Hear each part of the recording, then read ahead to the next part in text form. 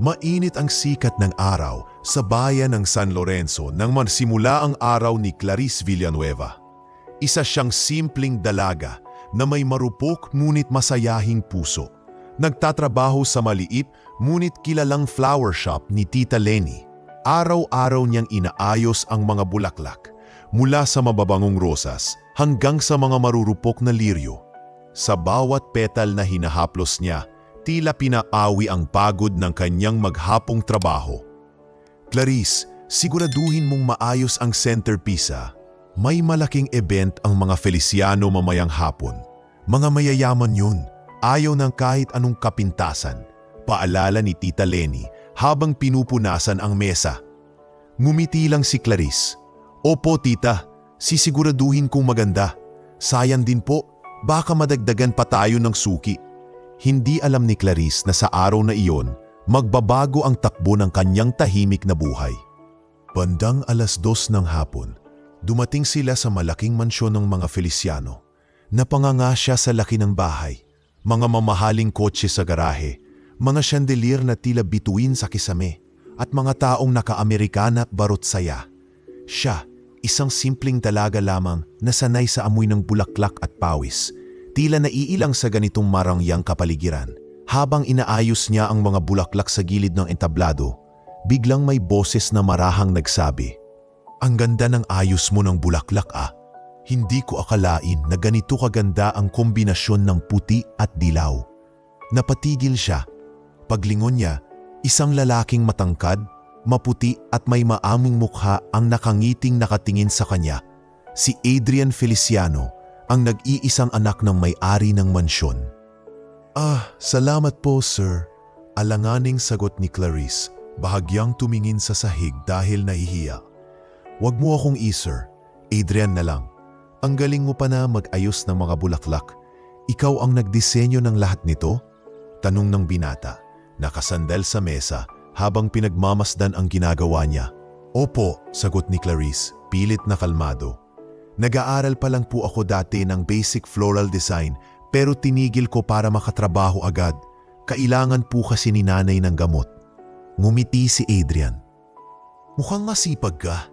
Hindi lahat may ganitong tiyaga. Hindi ako mahilig sa mga event na ganito pero parang gumanda bigla ang paligid. Namula si Clarice.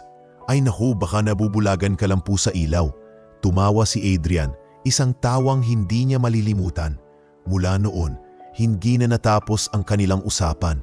Habang abala si Clarice sa mga bulaklak, panay ang biro ni Adrian. Hanggang sa dumaping ang gabing tapos na ang event. Siya pa mismo ang tumulong magligpit ng mga gamit ng dalaga. Simula noon, laging dumadalaw si Adrian sa flower shop. Unay bumibili lang ng isang bulaklak kada linggo. Hanggang sa unti-unting naging 2, 3, at kalaunan, hindi na bulaklak ang dahilan ng pagpunta niya. Clarice, sabi ni Adrian minsang bumisita, pwede ba kitang ayain minsan sa park? Gusto ko lang makilala ka pa. Ha? Park? Baka magalit po ang pamilya niyo kung makita nila akong kasama niyo. Wala silang pakialam, tugon ni Adrian habang nakangiti. Gusto ko lang ng kasama na totoo. Hindi yung puro formalidad lang. Hindi na nakatanggi si Clarice. Sa mga sumunod na linggo, naging madalas na ang kanilang pagkikita. Pinag-uusapan nila ang mga simpleng bagay, mga pangarap, pamilya, at kung gaano kagulo ang mundo ng mayayaman. Clarice, sabi ni Adrian minsang nakatingin sa mga bulaklak sa parke. Alam mo bang hindi ko kailanman nakita si mama nang umiti dahil sa pag-ibig? Laging pera at reputasyon lang ang nasa isip niya. Nakakulong ako sa mga inaasahan niya. Pero kapag kasama kita, parang nakakalaya ako. Napatingin si Clarice sa kanya. Tila natunaw ang kanyang puso. Huwag kang mag-alala, Adrian. Hindi mo kailangang baguhin ang sarili mo para sa kanila. Kung sino ka, sapat na yon. Bumiti si Adrian at sa unang pagkakataon, hinawakan niya ang kamay ng dalaga. Salamat Clarice. Ngayon ko lang naramdaman na may nakakakita sa akin bilang tao, hindi bilang Feliciano. Sa paglipas ng mga buwan, lalong tumibay ang kanilang ugnayan. Ngunit sa likod ng mga ngiti, may mabigat na lihim si Adrian. Ang kanyang ina, si Doña Felisa Feliciano, kilala sa bayan bilang pinakamapangmata at pinakamasungit na babae sa lipunan. Isang gabi, habang nagkakape si Adrian sa veranda, narinig niya ang kanyang ina na kausap ang isa sa mga kaibigan nito. Hindi ko hahayaang magpakasal ang anak ko sa babaeng hampas lupa, mariing wika ni Doña Felisa. Lahat ng Feliciano ay karapat-dapat lamang sa kaparehong antas, hindi sa mga babaeng tindera ng bulaklak. Napalunok si Adrian. Ang puso niya ay biglang lumamig.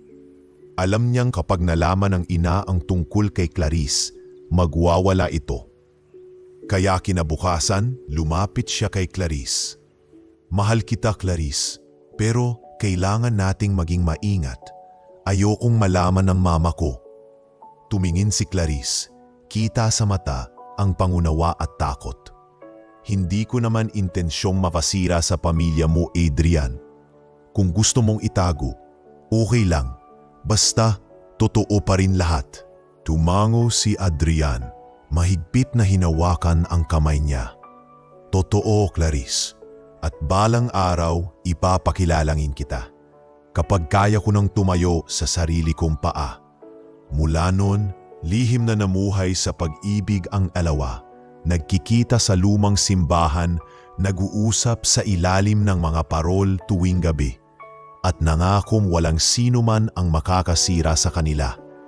Ngunit sa bawat lihim na sandali, nakatago ang anino ni Donna Felisa, isang aninong handang sumira sa tahimik na mundong binubuo nila.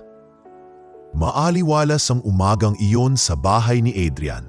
Ang mga kurtina ay banayad na sumasayaw sa hangin at ang amoy ng bagong timplang kape ay pumupuno sa sala. Si Clarice, suot ang simpleng puting blouse at denim skirt, ay tahimik na naglalagay ng mga bulaklak sa florera. Isang maliit na bagay na gusto niyang gawin tuwing bumibisita siya kay Adrian. Ang ganda talaga ng simpleng mga bulaklak, no? Sabi niya habang tinatanggal ang sobrang dahon. Parang buhay. Minsan, hindi kailangan ng sobrang kulay para mapansin. Lumapit si Adrian, nakangiti. Kaya siguro napansin kita agad. Simple pero di mo namamalayan, nakakagaan ng loob. Ngumiti si Clarice at tinapik siya sa braso. Hay naku, puro ka talaga biro. Kumain ka na ba? Magluluto sana ako ng agahan para sa'yo. Hindi mo na kailangang gawin yan. Dapat ako ang nag-aalaga sa'yo. Tumawa si Adrian, sabay akbay. Pero sige, kung ipagluluto mo ako, baka mas lalo kitang mahalin. Ngunit bago pa man mas maging masaya ang sandaling iyon, isang biglang pagkalabog ng pinto ang gumulat sa kanila. Adrian, isang malamig na boses ng babae ang nagpatigil sa lahat. Paglingon ni Adrian, halos maputla siya sa gulat. Si Doña Felisa Feliciano, ang kanyang ina, ay nakatayo sa may pintuan, nakasuot ng mamahaling damit, may hawak na handbag na mas mahal pa sa sahod ng isang empleyado sa loob ng isang taon. Ma? Pautal na tanong ni Adrian, agad na inalis ang kamay niya kay Clarice. Nanlaki ang mata ni Doña Felisa nang makita ang dalaga. At sino tong babae sa bahay mo? Adrian, anong ibig sabihin nito? Nay, si Clarice po. Nagsimula si Adrian, ngunit agad siyang pinutol. Clarice? So ito pala yung babaeng pinag-uusapan ng mga kasambahay? Yung dukhang tindera ng bulaklak? Tumaas ang kilay ni Doña Felisa, puno ng panlilibak. Hindi mo inasabi sa akin na nagpapapasok ka ng ganitong klaseng babae sa bahay natin. Na mula si Clarice sa kahihiyan, agad niyang tinangkang magsalita. Pasensya na po, ma'am, hindi ko po intensyon. Tumahimik ka! Mariing sigaw ng ginang sabay tingin mula ulo hanggang paa. Tingnan mo ang sarili mo. Wala kang pinag-aralan, wala kang pangalan, at lalong wala kang karapatang tumuntong dito. Napasa po sa ulo si Adrian. Ma, huwag kang ganyan. Clarice to'y mabait siya, responsable. Mabait? Responsableng mahirap? putol ng ginang, sa laki ng pamilya nating pinaghirapan ng mga ninuno mo. Ito ba ang ipapakilala mong babae sa akin? Isang tindera ng bulaklak? Lumapit si Adrian, pilit na kalmado. Hindi ko pinili si Clarice dahil sa pera, ma. Pinili ko siya dahil siya lang ang nakaintindi sa akin. Hindi mo alam kung gaano siya kabuti? Kung ganyan ang kabutihan na hinahanap mo, malamig na sagot ni Doña Felisa. Baka dapat sumama ka na lang sa kanya sa putik na pinanggalingan niya. Napasinghap si Clarice at hindi na niya napigilan ang pagpatak ng luha.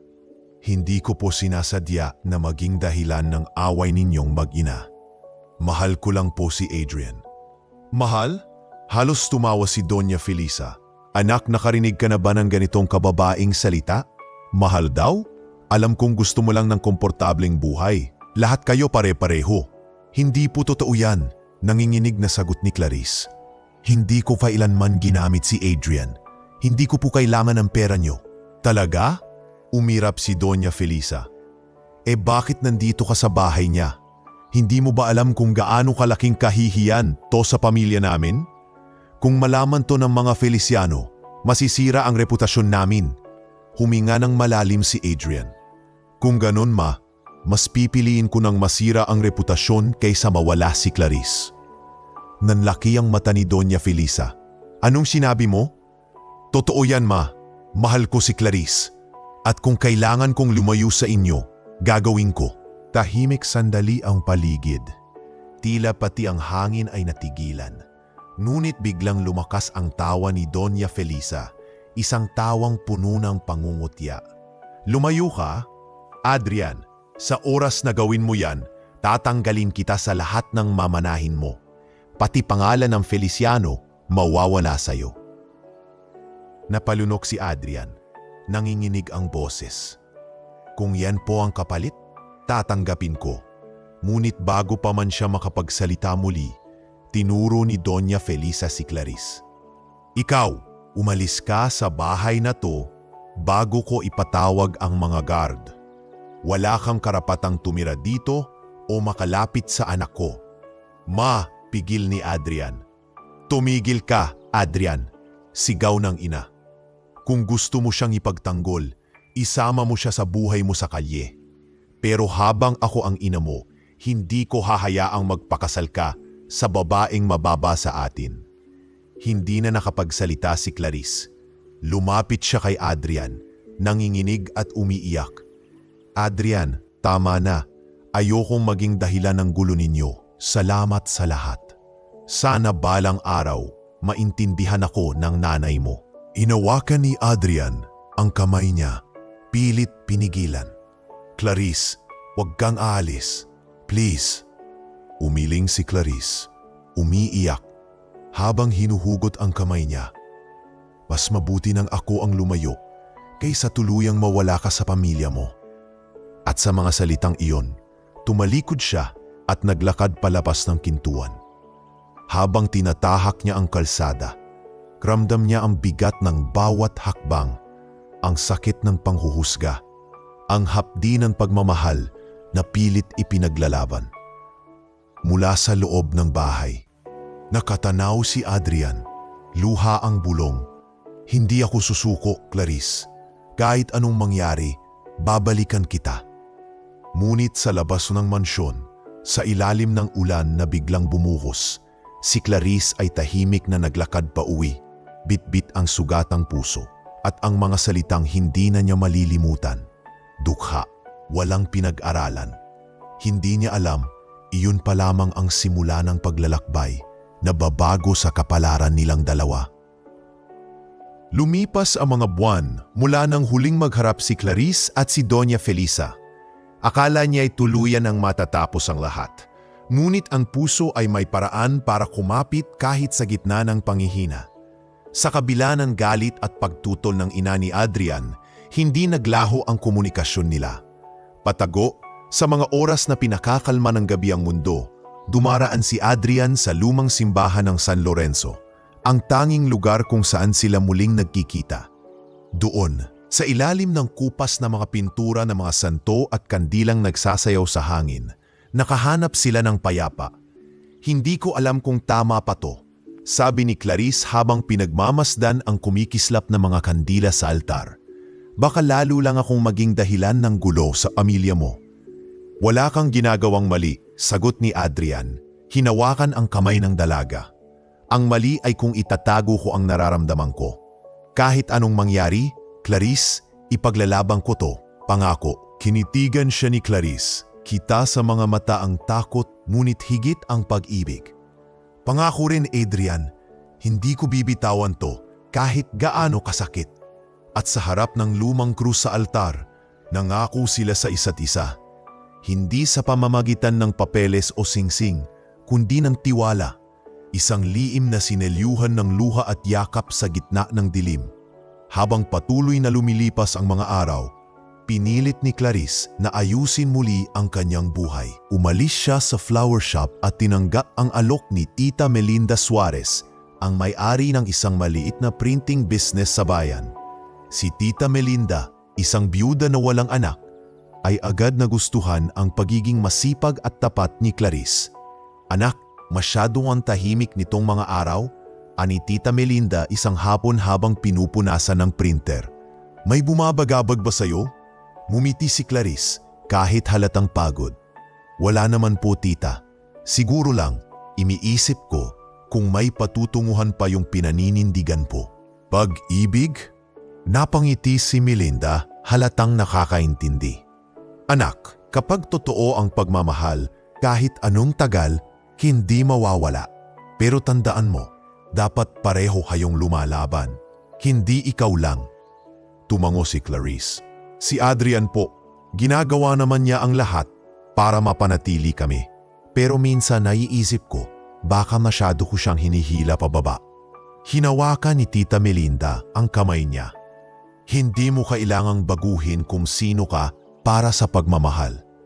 Ang tamang tao, ipagmamalaki ka kahit wala kang pangalan o kayamanan. Sa mga salitang iyon, tila may tumimo sa puso ni Clarice. Lalong lumalim ang respeto niya sa matandang babae na unti-unti ikinuring niyang parang pangalawang ina. Samantala, si Adrian ay patuloy na nakikipaglaban sa katahimikan ng kanyang mundo. Sa tuwing gabi, nagdadahilan siya ng mga meeting at late-night errands. Ngunit sa katunayan, pumupunta siya sa simbahan upang makasama si Clarice. Isang gabi, habang naglalakad silang dalawa palabas ng lumang kapilya, mahigpit niyang hinawakan ang kamay ng dalaga. Clarice, minsan naiisip ko, ano kung tumakas tayo? Lisanin natin ang lahat. Hanap tayo ng bagong buhay. Napangiti si Clarice, bagaman bakas sa mukha ang lungkot. Hindi ako takot magsimula sa wala, Adrian. Pero ayokong ikaw ang mawalan ng lahat dahil sa akin. Hindi naman lahat ng meron ako mahalaga, sagot ng binata. Ikaw lang, nagpatuloy ang mga gabi nilang ganun, puno ng pangarap at pag-asang tila hinahamon ang tadhana. Ngunit ang mga lihim, kahit gaano mo pagtakpan, ay may paraan ng paglabas. Isang gabi, habang nasa hardin si Doña Felisa, narinig niya ang mga kasambahay na nag-uusap. Alam mo ba, ma'am, bulong ng isa, madalas daw pumunta si Sir Adrian sa lumang simbahan tuwing gabi. May nakakita sa kanya, may kasama raw na babae. Nagtitigan ng mga kasambahay. At bago pa man makapagsalita pa ang isa, lumabas si Doña Felisa mula sa dilim, hawak ang baso ng alak. Babae, sabi mo? Malamig niyang tanong. Oo po, ma'am, pero baka po. Hindi ko kailangan ng baka, putol ni Doña Felisa. Alamin niyo kung sino ang babae at kung totoo ang sinasabi ninyo, sisiguraduhin kong hindi na siya makakalapit pa sa anak ko. Simula noon, nagsimula ang lihim na pagmamanman. Ang bawat kilos ni Adrian ay may matang nakasunod. Hindi niya alam na sa bawat gabing inaakala niyang ligtas silang nagtatagpo ni Clarice ay may aninong nakamasid. Samantala, sa panig ni Clarice, unti-unti niyang nasasanay ang sarili sa bagong trabaho. nakikita niya ang halaga ng sariling pagbangon. Natutunan niyang mag-ipon, magplano at mangarap hindi lang para sa sarili kundi para sa kinabukasan nila ni Adrian. Minsan, habang nag-aayos siya ng mga dokumento sa opisina, dumating si Adrian. May ngiti sa labi. 2 oras akong nagmaneho para lang makita ka. Sabi niya, abot ang isang maliit na kahon. Buksan mo. Pagbukas ni Clarice, isang simpleng pulseras na gawa sa pilak ang nasa loob. Adrian, sobra naman to. Baka malaman ng mama mo. Wala siyang pakialam, mahinahong sagot ng binata. Ang gusto ko lang, suotin mo yan. Para kahit saan ka magpunta, alam mong kasama mo ako. Ngumiti si Clarice, bahagyang pinigilan ng luha. Salamat Adrian, pero sana, balang araw, hindi na natin kailangang magtago. Balang araw, ulit ni Adrian, sabay yakap sa kanya. Ngunit sa likod ng yakap na iyon, may paparaping na unos na hindi nila inaasahan. Habang mas nagiging matatag ang kanilang ugnayan, mas nagiging mapanurit si Donna Felisa.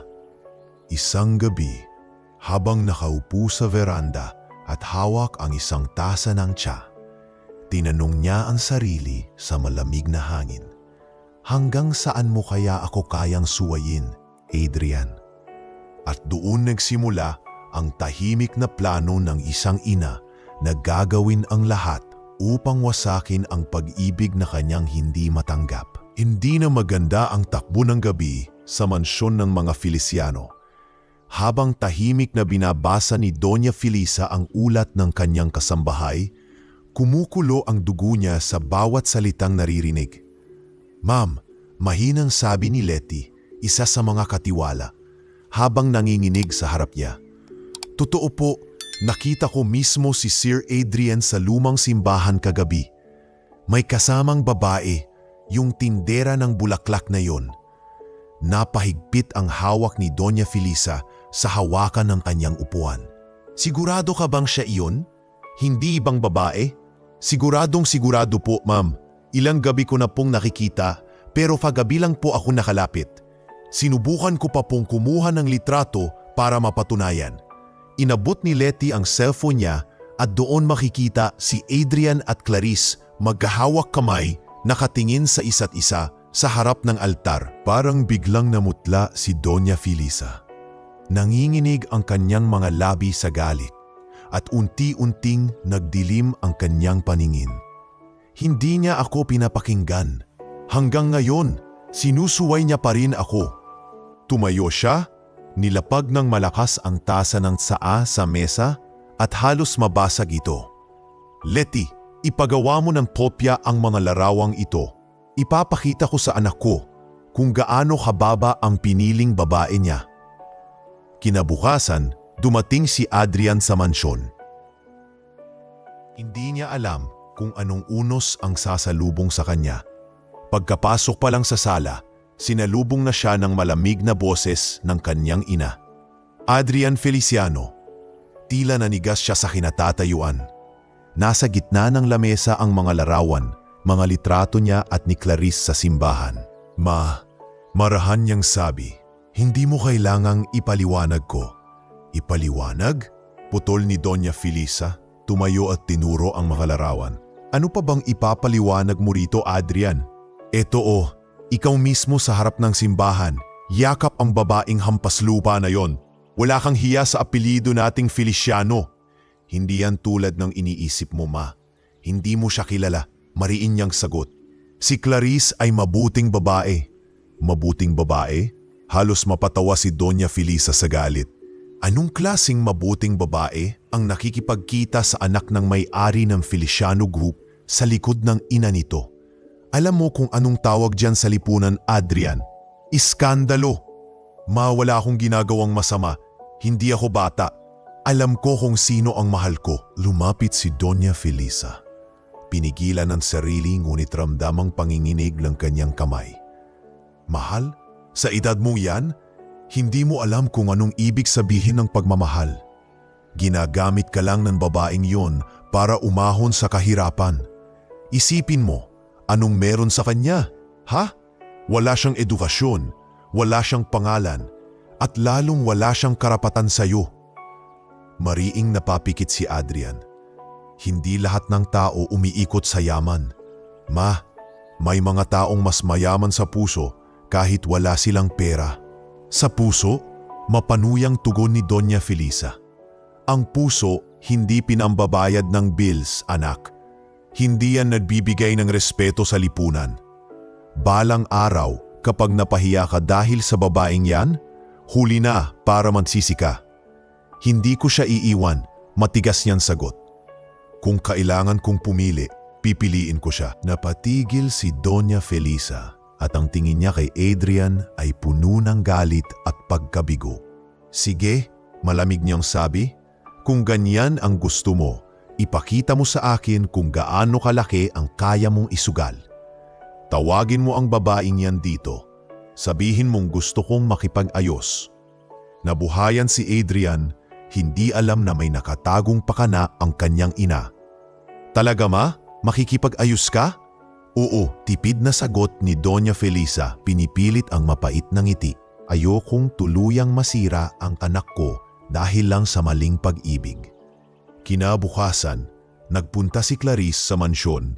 Dala ang kaba at pag-asang mareresolba na ang lahat. Suot niya ang pinakamaayos na bestidang meron siya, isang lumang kulay beige na damit at nagdala pa ng maliit na buke ng bulaklak bilang respeto. Pagdating niya, sinalubong siya ng mga kasambahay na may halong pagtataka at panunuya. Ikaw yung babae ni Sir Adrian, no? Bulong ng isa. Magaling ka rin ha, ang lakas ng loob mong humarap sa Donya. Tahimik lang si Clarice, piniling huwag pansinin ang mga bulong. Dinala siya ng isa sa mga maid sa malaking sala. Naroroon si Doña Felisa, nakaupo sa gitnang malawak na kwarto, nakatingin sa kanya na parang sinusukat ang kanyang pagkatao. Magandang umaga po, ma'am. Magalang na bati ni Clarice. Salamat po sa pagkakataong makausap kayo. Umupo ka, malamig na utos ni Doña Felisa. Narinig ko, gusto mong makipag-ayos. Mabuti naman at marunong kang makiramdam. Ngumiti si Clarice, kahit halatang nanginginig. Hindi po ako nandito para makipagtalo. Ang gusto ko lang po ay ipakita na totoo ang nararamdaman ko kay Adrian. Hindi ko po siya ginagamit. Ginagamit? Umangat ang kilay ni Doña Felisa. Baka ikaw pa ang unang gumamit ng salitang yan kasi alam mong totoo. Hindi po, halos maiyak si Clarice. Hindi po ako ganun. Tumayo si Doña Felisa at lumapit sa kanya. Sabihin mo nga, Clarice, anong tingin mo sa sarili mo? Sa dinami-dami ng babae, bakit ikaw ang pipiliin ng anak ko? Dahil sa kabaitan mo? Dahil sa mga bulaklak na inaayos mo? Huwag mo kong lokohin. Napatungo si Clarice, ngunit pinilit niyang maging matatag. Hindi ko po sinasadya na mahalin siya. Nangyari lang po. Ang kapal ng mukha mong sabihin yan sa akin. Biglang tumalikod si Doña Felisa at tiningnan ang maruming bahagi ng sahig. Kung gusto mo talagang mapatunayan na marangal ka, ipakita mo. Kuskusin mo yang sahig hanggang luminis. Gamitin mo ang kamay mo. Iyan ang bagay sa babaeng katulad mo. Nanlaki ang mata ni Clarice. Ma'am, hindi naman po kailangan. Kung hindi mo gagawin, umalis ka na ngayon din at huwag ka nang magpakita sa anak ko. Tumigil si Clarice. Ramdam niya ang pahiwatig, isang pagsubok na hindi niya alam kung kahihiyan o tatibong. Dahan-dahan siyang lumuhod, kinuha ang basahan at nagsimulang kuskusin ang marmol na sahig. Tahimik ang buong silid, maliban sa tunog ng tubig at basahan. Ang kamay ni Clarice ay unti-unting namumula, pero hindi siya tumigil. Habang pinagmamasdan siya ni Doña Felisa, tila may ngiti ng tagumpay sa labi ng matanda. Ganyan dapat ang babae. Malamig na wika nito, marunong lumugar. Ngunit sa likod ng sakit at hiya, nag-angat ng tingin si Clarice. Basang-basa ng luha ang kanyang pisngi. ngunit may ningning sa kanyang mga mata. Oo ma'am, mahinahon niyang sabi. Marunong po akong lumugar, pero tandaan niyo rin, hindi ko kailangang manatili sa lugar na mali. Natahimik si Doña Felisa.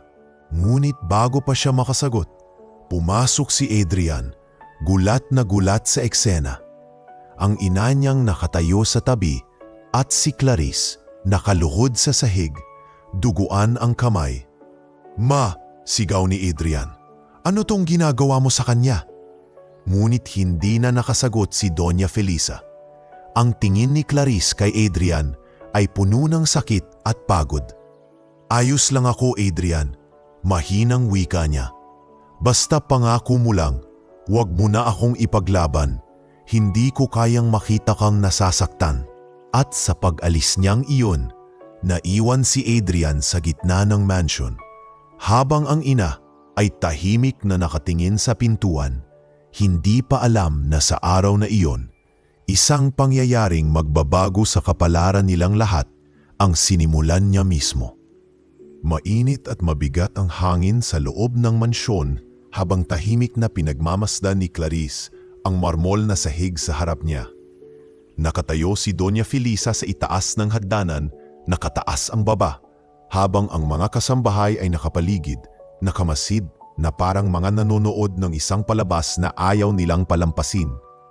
Kuskusin mo, malamig na wika ni Doña Felisa, itinuturo ang pasang bahagi ng sahig. Yan ang sahig na tinapakan mo nang walang paanyaya. Madumi na nga, dinumihan mo pa ng presensya mo. Nanginginig ang mga kamay ni Clarice. Sa pagitan ng takot at kahihiyan, napalunok siya bago sumagot. Halos hindi lumalabas ang boses. Opo ma'am. Lumuhod siya. Marahang kinuha ang basahan at sinimulang kuskusin ang sahig. Sa bawat ikot ng kanyang kamay, naririnig niya ang mahihinang bulungan ng mga kasambahay. May halong awa at pang-uuyam. Grabe naman to si ma'am. Bolong ng isa. Hindi ko alam kung kaya kong tiisin yan kung ako yung babae. Kasi naman, ang kapal din ng muka. Tugon ng isa pa. Alam naman niyang hindi siya belong dito. Hindi na kumibo si Clarice. Habang patuloy sa pagkuskos, unti-unting sumasakit ang kanyang mga kamay. Ang sabon at maruming tubig ay humahapdi sa balat, nag-iiwan ng mga gasgas at pamumula. Ngunit kahit lumuluha, hindi siya tumigil. Ayaw niyang lalong magalit si Doña Felisa. Sa likod niya, maririnig ang matinis na tawa ng ginang. Ayan, sabi ni Doña Felisa habang umiinom ng kape. Para matutunan mong hindi lahat ng lalaki para sa katulad mo. Hindi ka pwedeng umakyat sa antas namin kahit anong linis ng kamay mo.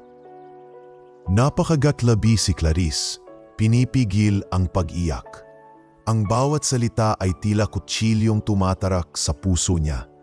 Hindi niya alam kung paano siya nagkaroon ng lakas ng loob na manatili sa harap ng ganitong paghamak. Ngunit sa kabila ng lahat, nanatili siyang tahimik. Habang tuloy-tuloy ang pagkuskus, naghalo na sa sabon at tubig ang kanyang dugo. Napansin iyon ng isa sa mga kasambahay. Ma'am, dumudugo na po yung kamay niya. Sabi ni Letty, maingat. Baka po masugatan ng tuluyan. Lumingon si Doña Felisa, ngunit imbes na maawa, lalo lamang siyang ngumisi. Magandang senyales yan, malamig niyang sagot. Ibig sabihin, may natututunan na siya. Halos bumigay na si Clarice. Nanginginig na ang kanyang tuhod at halos hindi na niya maramdaman ang mga daliri. Sa kanyang isipan, paulit-ulit ang tanong, bakit ganito? Ano bang kasalanan ko? Ngunit sa gitna ng lahat ng iyon, isang malakas na boses ang biglang gumulat sa kanila. Ma! Milingon ng lahat ang pintuan. Si Adrian, hingal, pawisan at halatang kabado ay nakatayo roon. Agad niyang nakita si Clarice, nakaluhod sa sahig, duguan ng mga kamay at basang-basa ang mukha sa luha. Ano to, ma? Galit na tanong ni Adrian. Anong ginagawa mo sa kanya? Napaatras si Clarice, tinangkang tumayo, pero agad siyang pinigilan ni Adrian at inalalayan. Tama na, Clarice, hindi mo kailangang gawin to. Adrian, huwag! Mahinang sabi ni Clarice, nanginginig. Ayokong mas lalo kang magalit ang mama mo. Ngunit hindi siya pinakinggan ng binata. Ma, ano tong klaseng ginagawa mo? Anong kasalanan niya para pagdusahin mo ng ganito? Lumapit si Doña Felisa. Malamig ang tingin. Ang kasalanan niya, anak, ay ang maging ambisyosa. Ginamit ka niya. At kung akala mong hindi ko alam ang plano niyang papasukin ang mundo natin, nagkakamali ka. Hindi yan totoo, sigaw ni Adrian. Hindi siya ganun, ma. Siya ang pinakamatapat na babaeng nakilala ko. Ikaw lang ang ayaw makikita ng totoo dahil bulag ka sa yaman mo. Tumigil si Doña Felisa at sa unang pagkakataon, tila nasaling ng kanyang pride. Anong sinabi mo? Mama, hindi mo siya kilala? Mariing sagot ni Adrian. At hindi mo ako kayang diktahan kung sino ang mamahalin ko. Hindi pa man siya natatapos, mabilis ang pagdating ng sampal mula sa kanyang ina. Malatas. Tunog na tunog sa biong sala. Napatigil si Adrian, napahawak sa pisngi at tiningnan ang ina ng may gulat at sakit. Habang ako ang ina mo, mariing wika ni Doña Felisa, hindi mo ipapahiya ang pangalan ng Feliciano para lang sa babaeng yan. Ma, umiiling si Adrian, namumuo ang luha sa mata. Hindi mo ba naiintindihan? Hindi ko siya mahal dahil gusto ko siyang ipagmalaki. Mahal ko siya dahil siya ang bumuo ng mga pagkukulang mo. Tumigil ka! Sigaw ng ginang. Walang kulang sa pagpapalaki ko sa'yo. Ako ang dahilan kung bakit may respeto ko na yon. Kung respeto ang tinutukoy mo, mariing sagot ni Adrian, hindi mo kailangang yurakan ang dignidad ng iba para mapanatili yon. Hindi na nakapagsalita si Doña Felisa. Ang lahat ay napatingin lang kay Clarice, na ngayoy tahimik lang na nakatayo sa gilid, luhaan, at tila nagdesisyong tapusin ang lahat. Adrian, mahina niyang sabi, "Huwag mo nang dagdagan pa. Tama na. Clarice, please, huwag kang umalis." Pakiusap ni Adrian, hinahawakan ang kamay niyang duguan. Pupunta tayo kung saan man, malayo sa lahat ng to. Ngunit umiling siya. Hindi mo kailangan lumayo. Ako na lang ang aalis. Pero hindi mo ako kailangang ipagtanggol, Adrian. Hindi na ako makikialam sa pagitan niyo ng mama mo. Unti-unti niyang inalis ang kamay mula sa pagkakahawak ng binata. Ang mga mata niya, kahit puno ng luha, ay may dignidad na hindi kayang basagin ng panghahamak. Lumapit siya kay Doña Felisa, yumuko at mahinahong nagsalita. "Salamat po sa oras niyo, ma'am. Pasensya na kung naging sagabal ako sa inyong pamilya. Pero sana, isang araw, maintindihan niyo rin na hindi lahat ng may mababang pinagmulan ay may mababang pagkatao." Pagkatapos ay tumalikod siya, tahimik na lumabas ng mansyon. Naiwan si Adrian na paluhod sa gitna ng sala, habang ang kanyang ina ay nananatiling tuwid at malamig. Sa labas, unti-unting bumubuhos ang ulan, tila sumasabay sa bawat patak ng luha ni Clarice habang naglalakad siya palayo. Bit-bit ang sugatang mga kamay, ang durog na puso, at ang pag-asang balang araw, maririnig din ng langit ang hinaing ng isang pusong minahal ng walang kasalanan. Matapos ang gabing iyon sa mansyon ng mga Feliciano, tila tuluyang gumuho ang mundo ni Clarice Villanueva. Ang sugat sa kanyang mga kamay ay mabilis na naghila ng balat, pero ang sugat sa kanyang puso, iyon ang pinakamatagal na gumaling. Walang salita, walang mensaheng nagmula kay Adrian, at walang balitang sumunod. Hindi niya alam kung pinigilan ba ito ng ina o kusa na ring sumuko ang binata. Sa mga sumunod na linggo, nagpasya si Clarice na umalis sa bayan ng San Lorenzo. Hindi siya nagpaalam sa kahit sino maliban kay Tita Melinda na tumulong sa kanya sa lahat ng paraan. "Anak, sigurado ka ba dyan?" tanong ni Tita Melinda habang inaayos ang mga gamit sa maliit na bag ni Clarice. "Wala ka namang kailangang patunayan sa kanila. Pero kung gusto mong magsimula ulit, susuportahan kita." Tumango si Clarice, pilit na ngumiti. "Kailangan ko pong lumayo, tita. Baka kung manatili ako rito, hindi ako makabangon. Gusto kong patunayan na kaya kong mabuhay kahit walang pangalan o tulong mula kanino man. Yumakap si Tita Melinda, mahigpit at puno ng pagmamahal. Basta tandaan mo anak, hindi hadlang ang kahapon para makamit ang magandang bukas. Dalhin mo ang kabutihan mo at yon ang magiging puhunan mo. Pagkatapos ng ilang araw, lumuwas si Clarice sa Maynila. Sa unang mga buwan, hirap siya sa buhay. Nagtrabaho bilang part-time clerk sa isang maliit na printing shop. Nagtitipid sa pamasahe at minsan ay pinipiling maglakad pa uwi para lamang may pangkaing kinabukasan. Ngunit sa kabila ng hirap, hindi na siya bumalik sa dating siya. Ang dating mahina at sunod-sunuran ay naging matatag. Ang dating umiyak sa gabi ay natutong ngumiti sa umaga kahit mag-isa. Sa kabilang dako, si Adrian ay halos mabaliw sa pagkawala ni Clarice. Ilang linggo siyang naghanap, ngunit bawat bakas ng dalaga ay parang sinadyang burahin ng tadhana. Ma, saan mo siya dinala? Galit niyang tanong, minsang magharap silang mag-ina. Alam kong may kinalaman ka rito.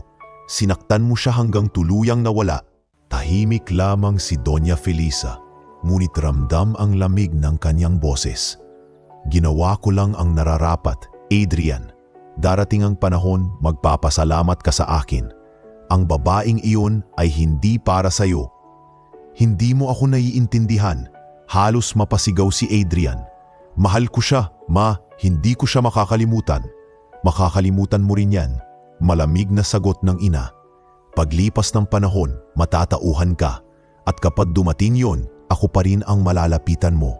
Ngunit lumipas ang mga buwan.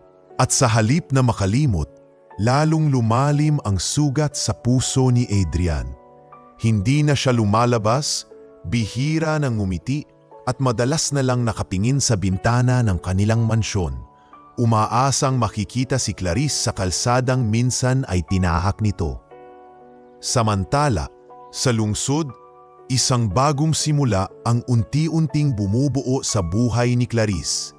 Sa tulong ng ipon at suporta ni Tita Melinda, nakapagpatuloy siya ng pag-aaral sa gabi. Lumipas ang 2 taon. At sa wakas ay nakatapos siya ng kursong Business Administration, isang tagumpay na bunga ng pawis at determinasyon. Anak, sabi ko na sa iyo nakangiting sabi ni Tita Melinda ng araw ng kanyang pagtatapos. Hindi mo kailangan ng mayamang apelido para mapatunayan ang halaga mo. Ngumiti si Clarice, may luha ng tagumpay sa mata. Kung hindi dahil sa inyo, tita, baka wala pa rin ako rito ngayon. Salamat po talaga. Pagkatapos ng graduation, agad siyang nakatanggap ng alok na trabaho mula sa isang kilalang kumpanya sa Maynila, ang Celesfina Holdings Corporation, isang kumpanya na kilala sa mga proyektong pangkabuhayan at edukasyonal. Noong unang araw niya ron, hindi niya mapigilang mapahanga sa laki ng gusali, makintab na sahig, magarang lobby, at mga empleyadong bihis na bihis. Sa dibdib niya, nakasabit ang nameplate na Clarice Villanueva, Executive Assistant Probationary. Tahimik siyang lumapit sa mesa at huminga ng malalim. Ito na to, bulong niya sa sarili. Ito na ang simula ng bagong ako. Ang araw-araw ay naging abala. Tinuruan siya ng disiplina, profesionalismo at kumpiyansa. Madalas siyang pinupuri ng mga kasama dahil sa kanyang sipag at talino. Ngunit sa bawat gabi, kapag tahimik na ang opisina, sumasagi pa rin sa isip niya ang pangalan ni Adrian, ang lalaking minsang nangakong ipaglalaban siya. Isang araw, habang naghahatid ng mga dokumento sa executive floor, napansin niyang lumabas ang mga board members sa conference room. Lahat sila ay tila may paggalang sa babaeng dumating, isang matikas at elegante na may mahinhing lakad at nangingibabaw na presensya. "Good morning, Madam Celestina," bati ng mga empleyado. Napalingon si Clarice. Ang babaeng tinatawag nilang Madam Celestina ay may maamong mukha ngunit may lungkot sa mga mata. Suot nito ang isang simpleng beige suit. May edad na ngunit halatang may mataas na antas ng dignidad. Habang dumaraan ito, saglit silang nagtagpo ng tingin. May kakaibang pakiramdam na dumaloy sa dibdib ni Clarice. Hindi niya maipaliwanag, ngunit tila may koneksyong matagal nang nakatago. Kamukha mo siya, bulong ng babae, halos pabulong sa sarili bago tumuloy sa loob ng opisina. Nagulat si Clarice, ngunit inisip na baka nagkamali lang siya ng dinig. Hindi niya alam, iyon ang unang pagkakataong nakita siya ni Celestina del Rosario, ang CEO ng kumpanya, at nang hindi pa nila alam, ang kanyang tunay na ina. Sa mga sumunod na linggo, napansin ni Madam Celestina ang kakaibang kasipagan ni Clarice. Tinawag niya ito minsan sa opisina. "Ikaw pala si Miss Villanueva," sabi ni Celestina habang nakatingin sa kanyang resume. "Ang galing mo ha, sa maikling panahon, napansin ka na agad ng mga supervisor mo." Mumiti si Clarice, halatang kinakabahan. "Maraming salamat po ma'am, ginagawa ko lang po ang trabaho ko." Tinitigan siya ni Celestina ng mas matagal kaysa karaniwan. May kung anong pamilyar sa mukha nito, sa hugis ng mata, sa paraan ng pagngiti. May alaalang matagal nang gustong lumabas mula sa nakaraan. "Miss Villanueva," wika ni Celestina, "nasaan na ang mga magulang mo?" Napatigin si Clarice. "Wala na po akong ama. At ang nanay ko po, matagal nang nawala. Hindi ko po alam kung buhay pa siya." Tahimik si Celestina. Sa sandaling iyon, tila may bigat na bumagsak sa kanyang dibdib. Hindi niya alam kung bakit parang napakalapit ng kwento ng dalaga sa kanyang nakaraan. Ang anak na nawala sa kanya, maraming taon na ang nakalipas. Nang umalis si Clarice, nakatingin pa rin si Celestina sa kanya. Tila pinagmamasdan ang bawat galaw. At habang nakasandal sa kanyang upuan, mahina niyang nasambit, "Kung totoo man ito, sana hindi pa huli ang lahat." Habang si Clarice naman, sa labas ng opisina, ay huminga ng malalim at napatingin sa logo ng kumpanya sa pader, Celestina Holdings. Hindi niya alam na ang pangalang iyon ay konektado sa katotohanang magbabago sa buong takbo ng kanyang buhay. Tahimik ang gabi sa opisina ni Celestina del Rosario. Sa mesa niya, nakakalat ang ilang lumang folder at mga papeles na ilang taon nang hindi nabubuksan. Mga dokumentong minsan ay itinabi niya dahil ayaw niyang maalala ang nakaraan. Ngunit ng gabing iyon, tila may tinig na nag-udyok sa kanyang buksan ang kahon na matagal niyang tinatago sa ilalim ng drawer. Habang binubuksan niya ang takip, unti-unting bumalik sa kanya ang mga alaala. Ang putok ng ulan sa windshield at ang iyak ng isang sanggol sa likod ng sasakyan bago nangyari ang aksidente. "Diyos ko!" mahina niyang sambit habang nanginginig ang kamay. Sa loob ng kahon ay may mga lumang dokumento. Birth certificate ng isang batang babae, mga lumang larawan ng isang sanggol at isang maliit na singsing na pilak na may nakaukit na titik, CV. Ilang taon na siyang naghanap. Pero sa aksidenteng iyon, nasabihan siyang patay ang kanyang anak.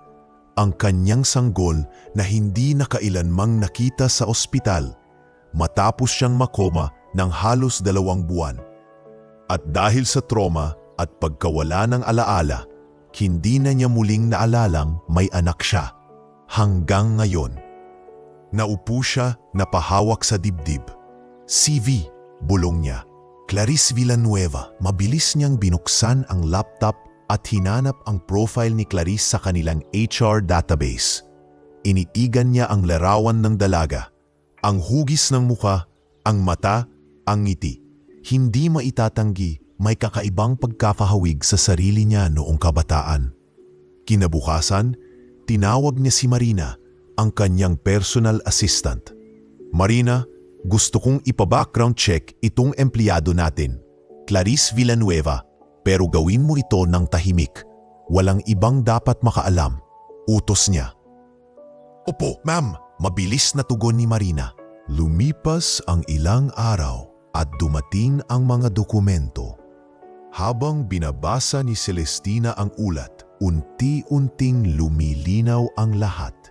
Walang ama si Clarice at ang nanay nito, ayon sa record, ay namatay sa probinsya noong siya ay 8 taong gulang.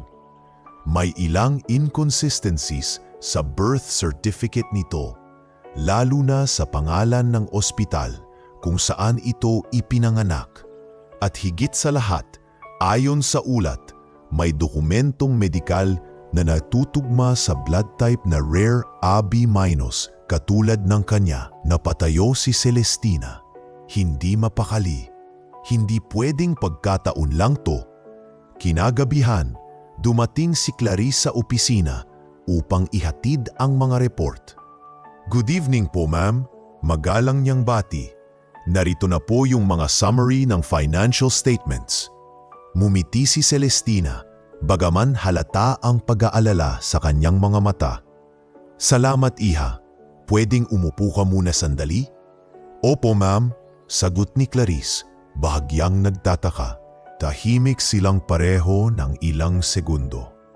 Tinitigan siya ni Celestina, tila gustong sabihin ang isang bagay pero pinipigilan pa ang sarili. Clarice, marahang sabi ng ginang, may itatanong sana ako.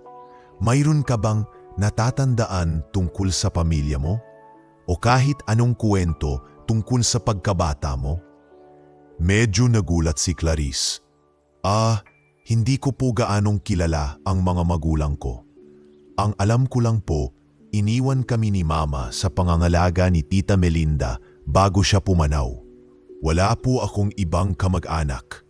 Wala ka bang kahit anong naiwan sa'yo ni Mama mo? Tanong ni Celestina, halatang hindi mapakali. Nag-isip sandali si Clarice, saka hinaplos ang kwintas sa leeg niya. Isang simpleng chain na may maliit na pendant. Ito lang po, sabi niya. Matagal na to sa akin. Sabi ni Tita, bigay daw ni Mama nung bata pa po. Napatitig si Celestina sa pendant. Doon niya napansin, ang ukit na titik CV, kaparehong-kapareho ng nasa singsing sa kahon niya. Parang biglang naghalo ang emosyon sa loob ni Celestina. Tuwa, takot at pag-asa. Clarice, mahinang sambit niya. Pwede bang pahiram ko lang sandali ang kwintas mo? Medyo nagulat si Clarice. Sige po. Kinuha ni Celestina ang kwintas, inilagay sa tabi ng singsing sa kanyang mesa at halos manginig nang makitang magkapareho ang mga letra, pati ang pagkakaukit. Hindi na niya mapigilan ang luha. Diyos ko, Clarice! Ma'am? Gulat na tanong ni Clarice. Bakit po kayo umiiyak? Clarice, nanginginig ang boses ni Celestina. May hihilingin ako. Sana hayaan mong magpa-test tayo. Gusto kong malaman kung ikaw nga yung matagal ko nang hinahanap. Ma'am, hindi ko po maintindihan. Hindi mo kailangang maintindihan ngayon, iha.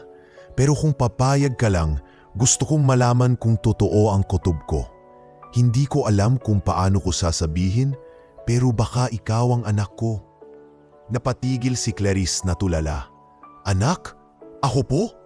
Tumango si Celestina, luha ang umiti. Oo, iha. Matagal na kitang hinahanap. Akala ko patay ka na. Pero simula nang makita kita dito sa kumpanya, may kung anong naramdaman ako. Parang may koneksyon tayo. Hindi makapaniwala si Clarice. Halos mapahawak siya sa dibdib. Ma'am, baka naman po nagkakamali lang kayo. Baka nga, sagot ni Celestina. Pero hayaan mong makasiguro ako. Makalipas ang ilang araw, isinagawa nila ang DNA test ng palihim.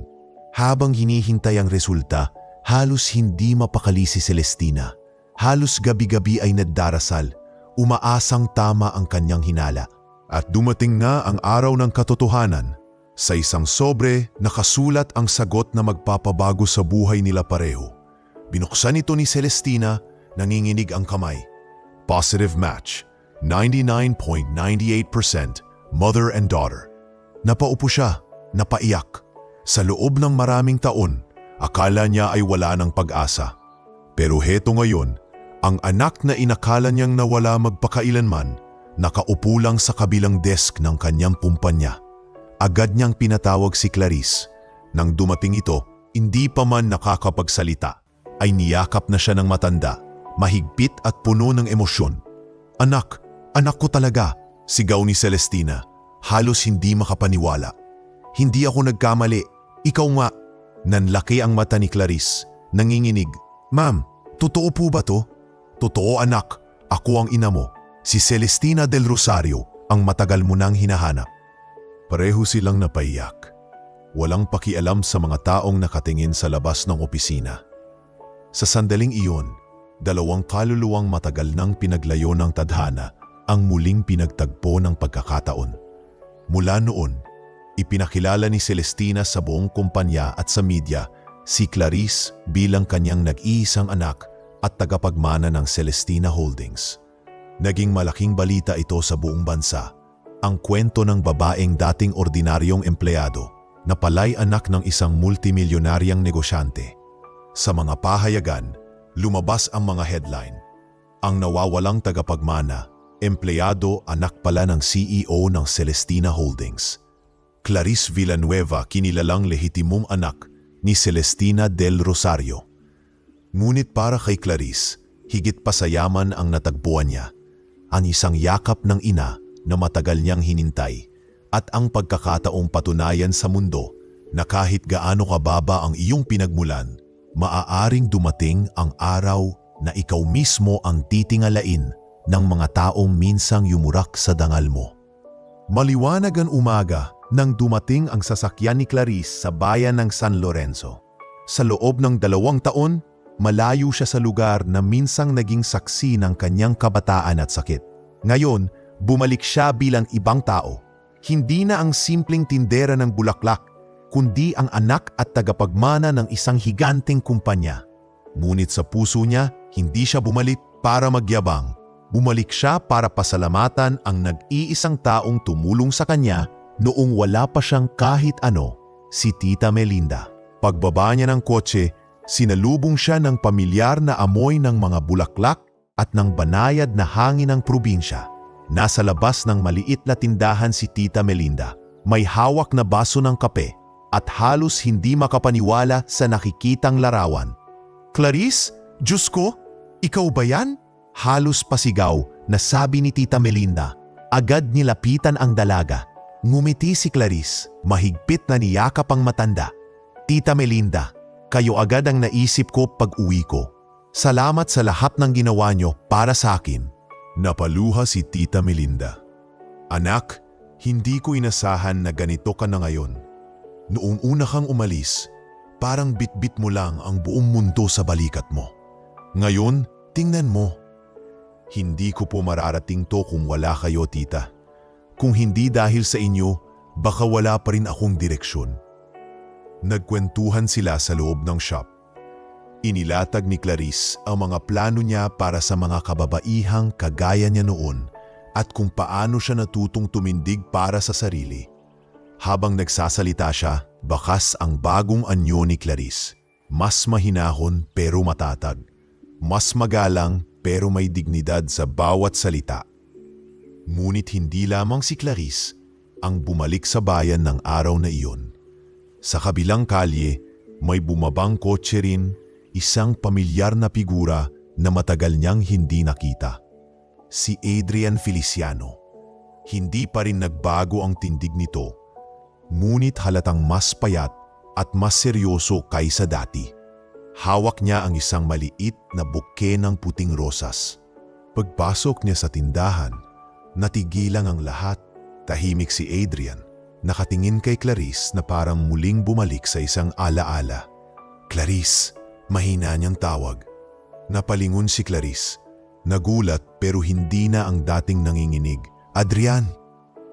Lumapit si Adrian. Nanginginig ang boses. "Salamat at pinayagan mo akong makapasok. Matagal kitang hinanap. Nang nalaman ko ang tungkol sa iyo sa balita, doon ko lang na-realize kung gaano ako kasala sa ginawa ng pamilya ko." Tahimik si Clarice, pinipigan siya. Kita sa mukha niya ang isang halo ng awa at distansya. Matagal na yon, Adrian. Alam ko, mabilis niyang tugon. Pero hindi ako tumigil sa pag-iisip sa'yo. Nalaman ko lahat ng ginawa ni Mama sa'yo. Hindi ko alam kung paano ako makakabawi. Hindi mo kailangang bumawi. Mahinahon niyang sabi. Matagal na akong nakabangon sa sarili ko. Huminga ng malalim si Adrian. Saka inilatag ang rosas sa mesa. Clarice, handa akong itakwil ang lahat para makasama ka. Iniwan ko na ang negosyo ni Mama. Wala na akong pakialam sa mana o sa pangalan. Ikaw lang ang gusto kong kasama. Natigilan si Clarice. Noon siguro ay matutunaw na siya sa ganitong pangungusap. Pero hindi na siya ang dating Clarice na masunurin at nangangarap lang ng pagmamahal. Ngayon, siya ang Clarice na marunong pahalagahan ang sarili at hindi na basta pumapayag sa sakit. Adrian, mahinahon niyang sagot. Natutuwa ako na nandito ka, pero hindi ko na alam kung kaya ko pang ibalik ang dati. Masaya na ako kung nandyan ka bilang kaibigan. Kaibigan? Halos mangiyak si Adrian. Hindi ko kayang maging kaibigan mo lang. Huwag mo akong intindihin, sagot niya. Bahagyang tumalikod. Marami na akong natutunan sa buhay. Ang pagmamahal, hindi lang basta salita, paninindigan yan. At minsan kailangan ding palayain para gumaling. Tumango si Adrian, bagaman halatang nasasaktan. Kung yan ang desisyon mo, igagalang ko. Pero tandaan mo, Clarice, nandito pa rin ako kapag kailangan mo. Tumango rin si Clarice, bahagyang ngumiti. Salamat. Sa gitna ng tensyon, pumasok si Tita Melinda at nilapag ang 2 tasa ng kape sa mesa. Anak, sabi niya kay Clarice, huwag kang magtanim ng galit. Ang mahalaga ngayon, maayos na ang buhay mo. Hayaan mong lumapit siya sa tamang paraan. Tumango si Clarice, inabot ang kamay ni Tita Melinda. Hindi po ako magagalit, Tita. Pero hindi na rin ako babalik sa dati. Pagkalipas ng ilang oras, dumating ang tawag mula kay Celestina del Rosario. Anak, may charity event tayo sa bayan ngayong hapon. Maganda sigurong pumunta ka. Nasa listahan din si Doña Felisa. Isa to sa mga proyekto para sa kababaihan at edukasyon. Sandaling natahimik si Clarice. Si Doña Felisa? Oo, sagot ng ina sa kabilang linya. Hindi ko alam kung komportable ka, pero importante ang presence mo bilang bagong tagapagmana. Huwag kang mag-alala, nandito lang ako sa tabi mo. Huminga ng malalim si Clarice. Sige po, Mama, pupunta ako. Pagtapos ng tawag, lumapit si Adrian. Clarice, narinig ko ang usapan niyo. Si Mama naroon din? Hindi ko siya maiiwasan, sagot ni Clarice. Kalmado ang boses pero ramdam ang bigat. Pero ngayon, hindi na ako ang dating Clarice na kayang tapakan ng kahit sino. Nagkatitigan sila. May halo ng pag-aalala at paghanga sa mata ni Adrian. Sasamahan kita kung gusto mo, alok niya. Ngumiti si Clarice, marahang umiling. Kaya ko na to mag-isa. Pagdating ng hapon, nakasuot ng eleganteng kulay ginto na bestida si Clarice. Hawak ang maliit na clutch bag. Nasa gilid niya ang kanyang ina, si Celestina, na tahimik ngunit proteksyon ang presensya. Habang papasok sila sa event hall, naririnig niya ang bulungan ng mga tao. Iyan ba yung dati lang empleyado? Siya pala yung anak ni Celestina del Rosario. Ngunit hindi na siya nagpaapekto. Ang dating dalagang yumuyuko at nagtatago ay ngayon nakangiti at tuwid ang tindig. Sa kabilang dulo ng hall, nakita niya si Doña Felisa. Nakasuot ng dark blue na gown, nakatingin sa kanya na parang may halong pagkagulat at kaba. Lumapit si Celestina sa anak. Handa ka na ba? Ngumiti si Clarice. Handa na, Mama. At sa pagpasok nila sa gitna ng hall, nagsimula ang isang tagpong magiging susi ng matagal ng pagtatagpo ng mga sugat at lihim. Sa araw na iyon, isang bagong Clarice ang humaharap, hindi bilang biktima, kundi bilang taong natutong bumangon at pumili ng sariling landas. Punong-puno ang Grand Ballroom ng mga kilalang negosyante, mga personalidad at mga tagapamuno ng bayan. Sa gitna ng mga ilaw at mamahaling chandelier, nakatayo si Clarice Villanueva del Rosario, na yon ay formal nang itinakikilala bilang tagapagmana ng Celestina Holdings. Suot niya ang isang puting gown na kumikislap sa bawat galaw, simbolo ng bagong yugto ng kanyang buhay. Malayo sa alikabok ng flower shop at sa sahig na minsang pinakuskos niya hanggang dumugo ang mga kamay. Kasama niya ang kanyang ina, si Celestina del Rosario, na ngayon ay proud na proud habang hinahawakang magaan ang braso ng anak. Ngayon, sabi ni Celestina sa kanya habang papalapit sila sa entablado, makikita nila kung sino talaga ang anak ko. Ngumiti si Clarice. Hindi ko po ito ginagawa para ipamukha, Mama. Ginagawa ko to para ipakita na kahit sinong tinapakan, pwedeng bumangon. Sa gitna ng palakpakan, inakyat ni Celestina ang entablado at kinuha ang mikropono. Magandang gabi po sa inyong lahat, panimula nito. Ngayong gabi ay hindi lang tungkol sa mga proyekto o sa mga parangal. Ngayon ay tungkol sa pagbabalik ng biyaya, ang pagkakamit muli ng bagay na matagal kong hinanap. Napatingin ng mga bisita, nag-uusap-usap, hindi alam kung ano ang tinutukoy ni Celestina. Pagkatapos ay ngumiti ito at hinawakan ng kamay ni Clarice. Mga kaibigan, nais kong ipakilala sa inyo ang anak kong matagal kong nawalay sa akin. Si Clarice Villanueva del Rosario, ang tunay na tagapagmana ng Celestina Holdings. Sumabog ang bulungan sa buong hall. Ang mga mata ng mga tao ay napako kay Clarice. Ang iba'y nakanganga, ang ilan na may napapangiti sa gulat at paghanga. Ngunit sa likod ng crowd, isang babae ang tila napako sa kinatatayuan, hindi makapaniwala sa nakikita. Si Doña Felisa Feliciano. Hawak niya ang baso ng champagne na halos mabitawan sa pagtagulat. Hindi niya alam kung ano ang nararamdaman. Kaba, hiya o pagsisisi. Ang babaeng nakikita niyang nakatayo ngayon sa gitna ng yaman at danggal ay siya ring babaeng minsan niyang pinahiya, pinagsalipaan ng masakit at pinakuskus ng sahig gamit ang sariling kamay. Parang bumalik sa kanya ang lahat ng eksena. Ang pawis, luha at dugo sa kamay ni Clarice habang pinagtatawanan niya ito. Ang mga salitang, "Hindi ka karapat-dapat sa anak ko." Ngayon, tila bumaliktad ang mundo dahil si Clarice ay mas mataas pa kaysa sa kahit anong antas ng lipunan na pinagmamalaki niya noon. "Ma'am, ayos lang po ba kayo?"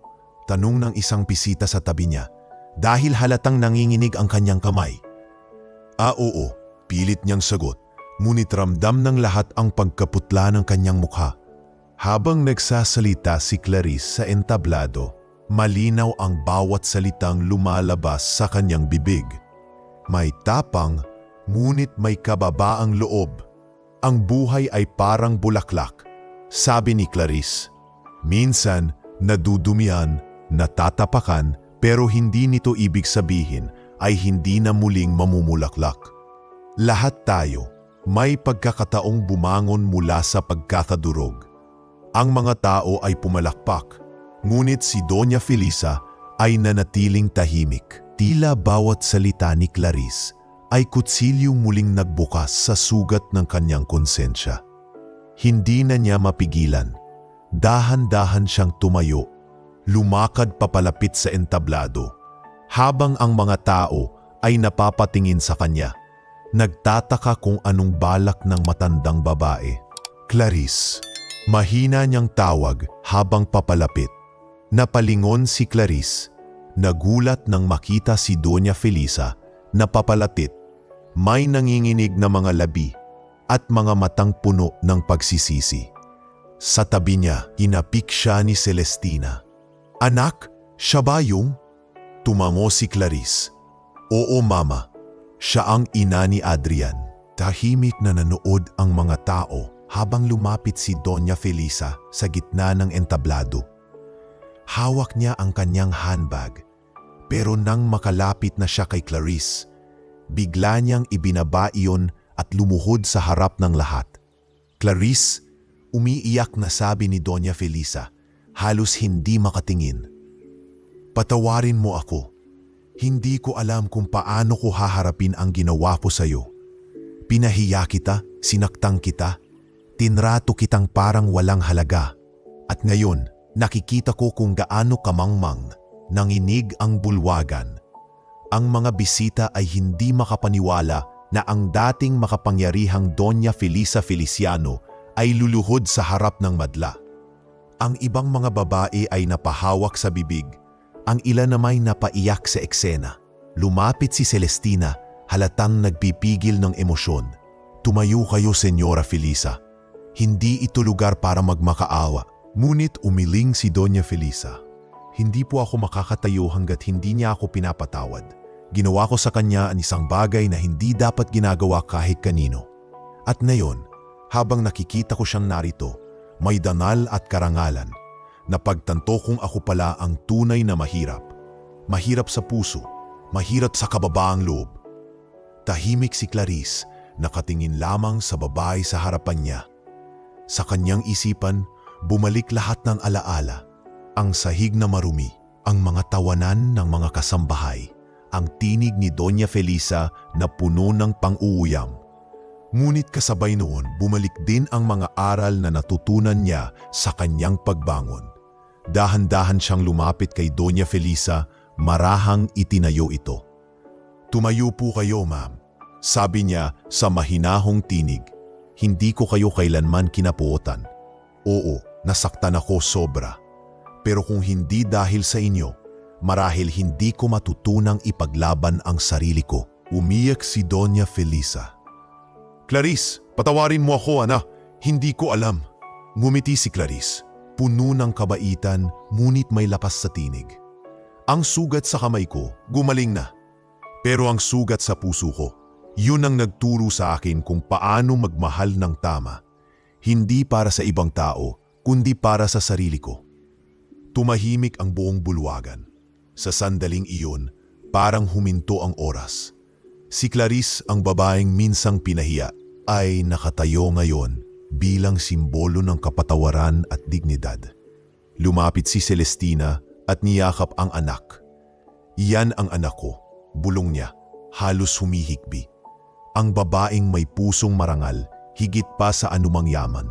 Si Doña Felisa ay patuloy na umiiyak. At sa wakas, lumapit si Adrian, na tahimik lang kanina sa gilid. Ma, wika niya, hinawakan ang balikat ng ina. Ngayon naiintindihan mo na siguro kung bakit ko siya minahal. Tumango si Doña Felisa. Hinawakan ang kamay ng anak at tiningnan si Clarice. Ngayon ko lang nakita ang halaga ng kababaang loob. Salamat Clarice, sa pagturo mo. Ngumiti si Clarice. Marahang inabot ang kamay ng ginang at niyakap ito. Palakpakan ng sumunod mula sa mga bisita. Hindi dahil sa yaman o kapangyarihan, kundi sa tagpo ng dalawang babaeng pinaglayo ng galit at pinaglapit ng kapatawaran. Habang nagsara ang gabi, nakatingala si Clarice sa chandelier na tila mga bituin sa kisame. Sa kanyang isip, naririnig niya ang tinig ng sarili niyang ina. Anak, minsan hindi mo kailangang gumanti para mapatunayan ang halaga mo. Ang tunay na tagumpay ay ang kakayahan mong magpatawad. At sa gabing iyon, habang pumapalakpak ang mga tao, napagtanto ni Clarice tapos na ang kabanata ng kanyang sakit. Ang sugat na minsang nagdugo sa kanyang mga kamay ay tuluyang naghilom at ngayon ay nagsisilbing marka ng kung sino siya, isang babae na marunong bumangon, magmahal at magpatawad ng may dangal. Pagkatapos ng lahat ng nangyari, nanatiling tahimik ang mga sumunod na buwan sa buhay ni Clarice Villanueva del Rosario. Sa kabila ng mga parangal, mga balitang tumatak sa pahayagan at mga imbitasyong dumating sa kanya mula sa mga kilalang tao. Nanatiling simple ang pamumuhay niya kasama ng kanyang ina na si Celestina del Rosario. Hindi niya kailanman nakalimutan kung saan siya nanggaling at hindi rin niya ginamit ang kanyang bagong pagkatao para ipaghiganti ang nakaraan. Isang hapon, habang magkasamang nagkakape sina Celestina at Clarice sa beranda ng mansyon, napatingin ang ginang sa anak at ngumiti. "Anak, alam mo ba kung bakit ako pinili ni Lord na mabuhay pa hanggang sa makita kita ulit?" sabi ni Celestina. Ngumiti si Clarice. "Bakit po, Mama?" "Para turuan ako ulit magmahal," sagot ng ginang, hinaplos ang buhok ng anak. "At para makita kong kaya mong baguhin ang mundo sa sarili mong paraan." Iyon ang naging simula ng bago nilang misyon, ang pagtatatag ng Villanueva del Rosario Foundation, isang organisasyong tumutulong sa mga kababaihang nakaranas ng pang-aapi, kawalang katarungan at kahirapan. Gusto kong yung mga babaeng kagaya ko noon, maramdaman na may mararating pa sila. Wika ni Clarice sa unang pagpupulong ng foundation. Hindi mo kailangang mayaman para maging karapat-dapat. Ang kailangan mo lang ay tapang at isang taong maniniwala sa'yo. Maraming kababaihan ang natulungan ng kanilang proyekto. Mga dating kasambahay na ngayon ay nagtatrabaho sa kanilang livelihood center. Mga ina na nakatapos ng skills training at mga batang babae na binigyan ng libreng edukasyon. Si Celestina naman, kahit may edad na, ay aktibong tumutulong, proud sa anak na lumalakad sa landas ng kabutihan.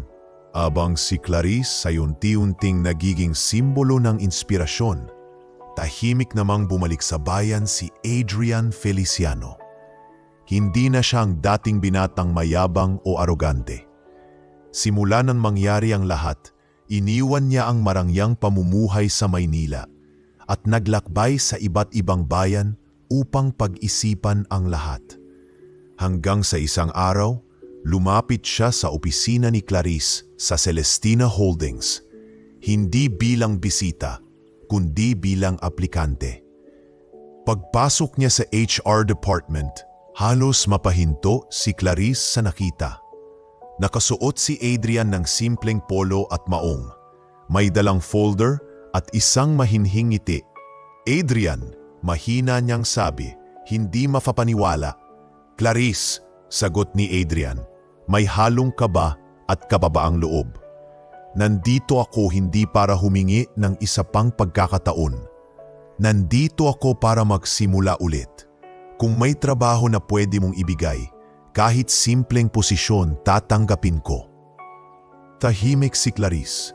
Kita sa mga mata nito ang tapat na pagbabago. "Hindi mo kailangang gawin to," wika niya. "Hindi mo kailangang patunayan ang sarili mo sa akin." Ngumiti si Adrian, bahagyang tumungo.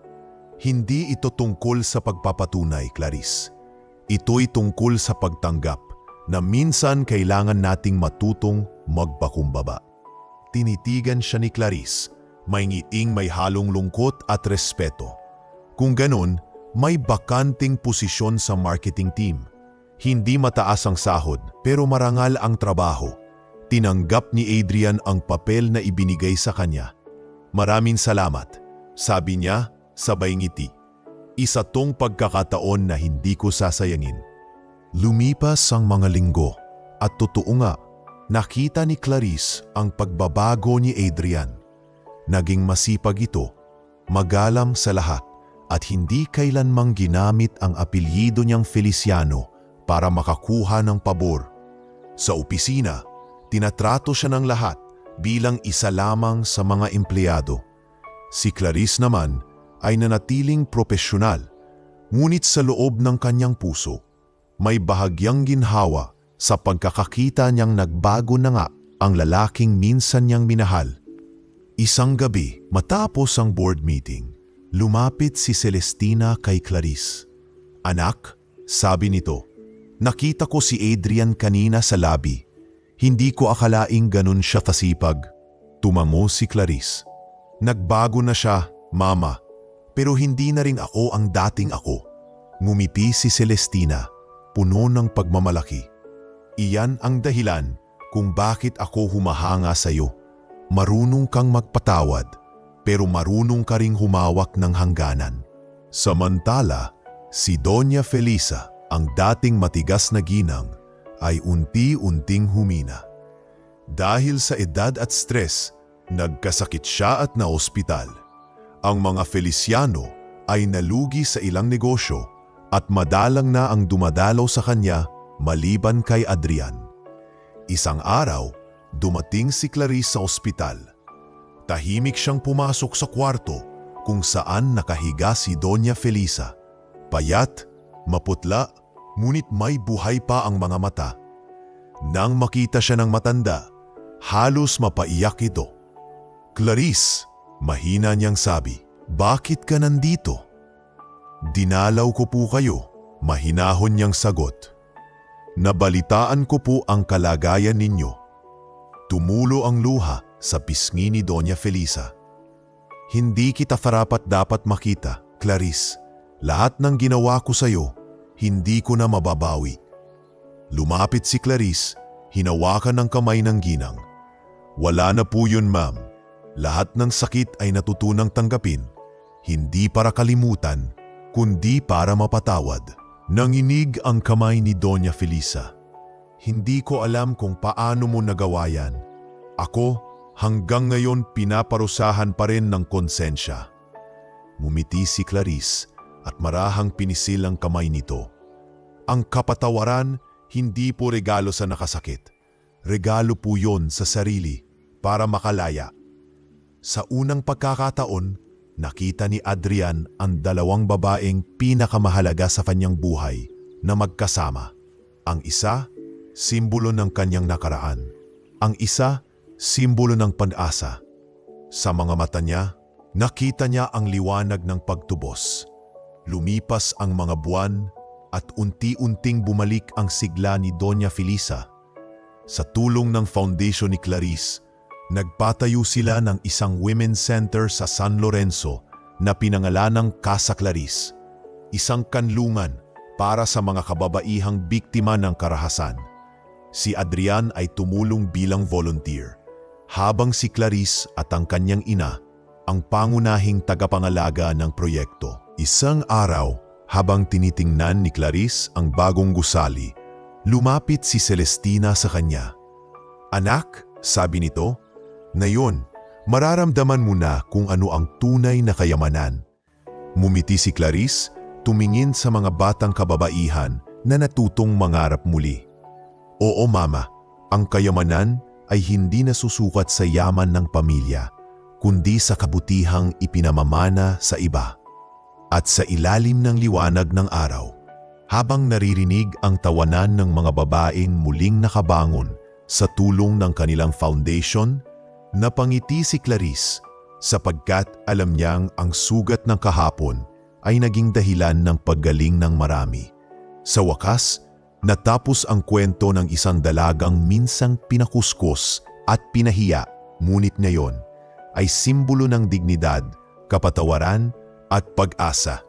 Isang paalala na ang tunay na ginto sa tao ay hindi nakikita sa pangalan o kayamanan, kundi sa kabutihang naiiwan sa puso ng iba. Kung nagustuhan mo ang kwento ni Clarice at ang aral na iniwan nito, mag-comment ka ng dignidad sa ibaba upang ipakita na isa ka rin sa mga naniniwala sa kabutihan at pagpapatawad. Huwag kalimutang i-like, i-subscribe at i-click ang notification bell para hindi mo ma-miss ang mga susunod pang kwento ng inspirasyon, aral at pagbabago dito sa ating channel. Maraming salamat sa panonood. Hanggang sa susunod na kwento ng buhay, puso at dignidad.